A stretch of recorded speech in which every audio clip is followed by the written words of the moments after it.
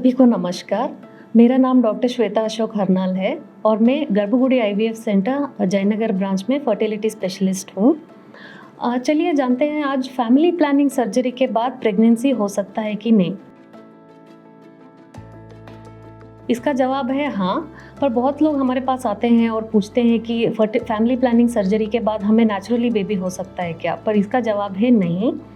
तो family planning surgeries wife भी करा सकते हैं और हस्बैंड भी करा सकते हैं। कई बार क्या होता है, 2 बच्चे होने के बाद बहुत लोग ये फैमिली प्लानिंग सर्जरीज करा लेते हैं, पर उसके बाद कुछ अनफॉर्चुनेट इवेंट में वो बच्चे को खो देते हैं। फिर वो सेकेंडरी इनफर्टिलिटी के साथ हमारे पास आते हैं, तो तब उनके पास उनका एज कितना है और उनका अभी फर्टिलिटी कैसा है, उसके हिसाब से हम डिसाइड करते हैं कि उनको रीकैनलाइजेशन सर्जरी करवाना है या उनको डायरेक्टली आईवीएफ में जाना चाहिए।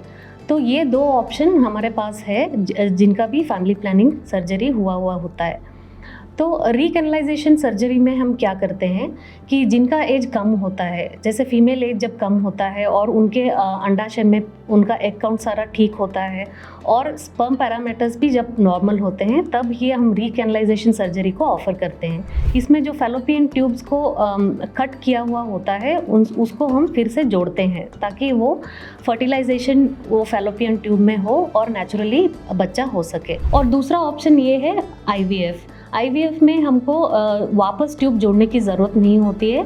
हम लोग डायरेक्टली उनके जो ओवरीज हैं उससे एग पिकअप करके उसको लैब में फर्टिलाइज करके फिर उनके गर्भकोश में ही वापस ट्रांसफ़र कर देते हैं। तो इस प्रोसेस को हम लोग आईवीएफ कहते हैं।